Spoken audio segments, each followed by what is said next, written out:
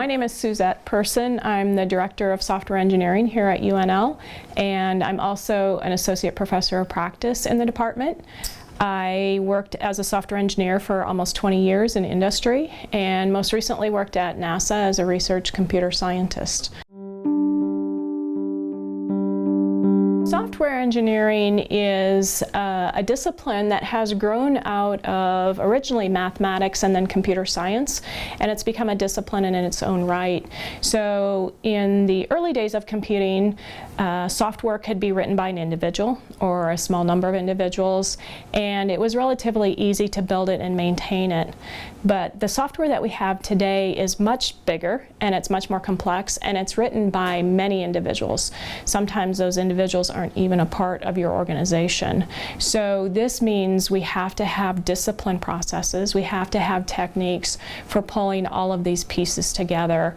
And so software engineering is that discipline of being able to design software, to build it, to test it, to maintain it, to make sure it works reliably, to make sure it's safe, to make sure it's secure, and it meets the demands or the needs of the client.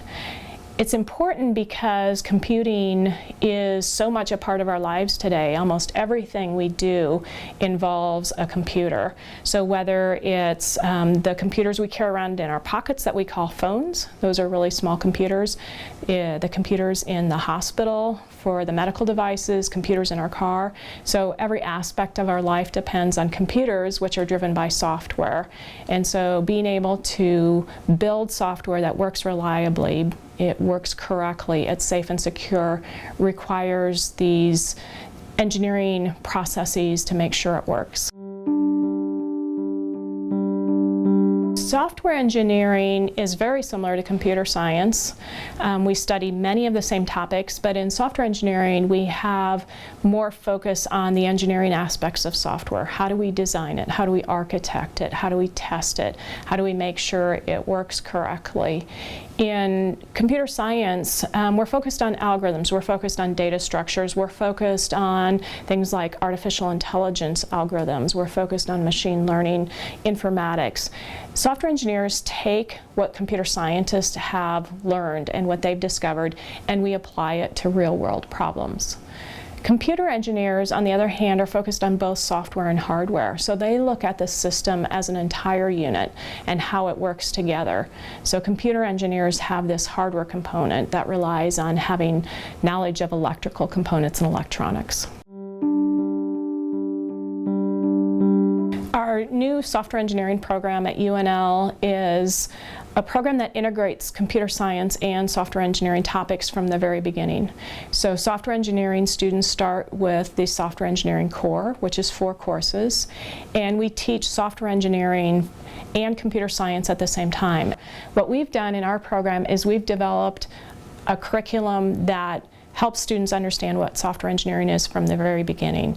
And they get a chance to practice software engineering techniques from the beginning, and they learn what it really means to engineer software. After they complete the core, they take more in-depth software engineering courses. So they learn more about how we design software, how do we architect the software, how do we test it. They learn requirements engineering, how do we take specifications from the end user and translate those into software. They also do a 2-year capstone. So they spend 2 years working on real-world projects with industry sponsors. Students from the software engineering program are well prepared to go out into industry because they've been practicing software engineering the whole time they've been in the program. So when they leave UNL, they've already been doing the kinds of things that they're going to do once they get into an internship or once they get into their jobs. We have software engineering faculty at UNL who are ranked in the top 3 in research in the world. And these are the faculty that the students will be learning from. And not only are these faculty highly ranked when it comes to research, but they've also worked in industry. So they know the real challenges of software engineering. They've been out there. They know what it takes to be a good software engineer.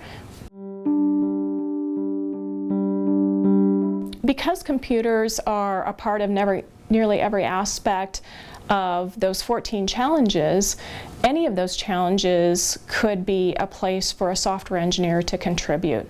So all of those systems that are being used to solve those challenges require computers, they require software, and so the software itself is going to be complex enough that it needs to be engineered. It's not software that an individual is going to write and solve the technical challenge. It's software that many people are going to contribute to. And anytime you have a large number of people working on software, you need to have software engineering techniques in place. You need to have that infrastructure in place. So that's what's really exciting and what's really cool about software engineering is you can get involved in any field and you can apply your skills to that field because everybody needs engineered software.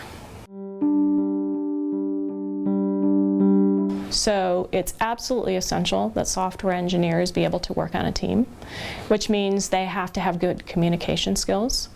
Software engineers also work not only with technical people, so other software engineers, but they also work with end users who might not be technical. So they need good communication skills. They need to be able to translate from a business requirement into a technology. They need to be able to go the other direction and be able to explain technical concepts to non-technical users.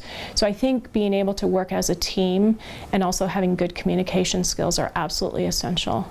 I think it's also important that they are able to work independently and that they are able to manage their time because software engineers often work under tight time deadlines, and so they need to be able to get their work done.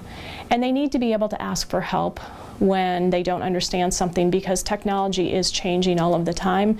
We can't all be experts in all aspects of technology. So they need to be able to ask for help and they need to be able to help others when others are in a situation where they don't understand the technologies. So if you're someone who likes to break the software, you make a really great software tester.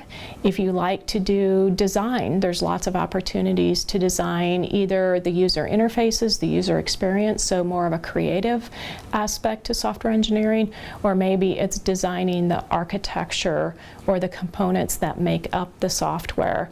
So there's lots of opportunities. If you like to write code, there's opportunities to write code.